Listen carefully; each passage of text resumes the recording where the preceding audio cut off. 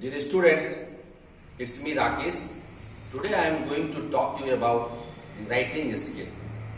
जी हाँ दोस्तों, आज मैं बात करूंगा आपके साथ राइटिंग स्किल के लिए कि किस तरीके से किसी भी एग्जाम में राइटिंग स्किल की इम्पोर्टेंस होती है।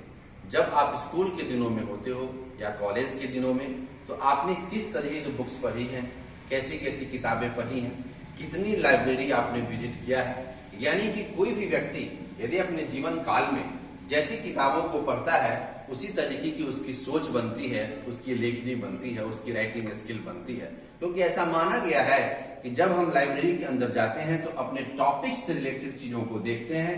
कई बार इस तरीके की चीजें देखते हैं कि जो हमारे लिए उपयोगी होता है, और कई बार जो हमारे लिए उपयोगी नहीं है। जैसे फॉर एग्जाम्पल मैं ये कहना चाहूंगा कि यदि आप पॉलिटिकल साइंस के स्टूडेंट हो और पॉलिटिकल साइंस की बुक आपको इस पुस्तकालय में मिलता है, जैसे इंटरनेशनल पॉलिटिक्स है, UR खेई साहब की पुस्तक है। यदि आपने पॉलिटिकल साइंस की बुक को टेक्स्ट बुक के रूप में पढ़ा, तो जाहिर सी बात है कि उस सब्जेक्ट की अंडरस्टैंडिंग जो होगी वो काफी अच्छी होगी, पहली बात। दूसरी बात कि आपका जो एक्सपोजर होगा वो डिफरेंट काइंड्स ऑफ बुक्स के थ्रू होगा।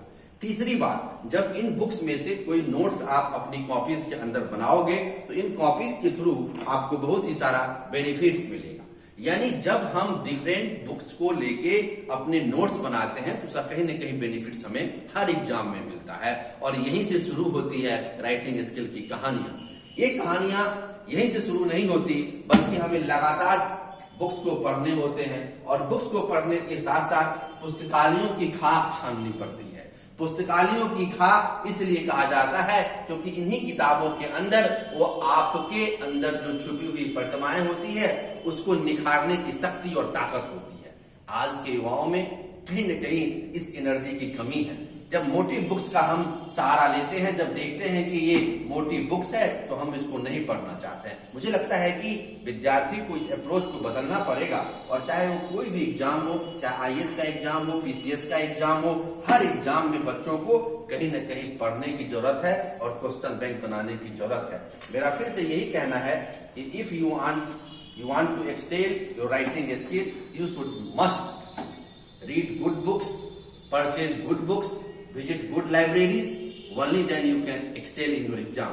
For example, जैसे यदि आपने मास कम्युनिकेशन के स्टूडेंट हैं, तो आपको ये बुक पढ़नी चाहिए जिनका नाम है कुमार जे केवल। इसका मतलब यह है कि जब आप बुक्स को पढ़ते हो, तो धीरे धीरे आपकी जो सामान्य धन की जानकारियां हैं, जैसे मनोरमा ईयर बुक है, इसको आप पढ़ोगे तो देश विदेश के विज्ञान मिलेंगे। मैं फिर से यही कहूंगा कि जैसे जैसे आपको जिंदगी के अंदर राइटिंग स्किल की जरूरत होती है, उसको आपको पढ़ना पड़ेगा, देखना पड़ेगा और समझना पड़ेगा।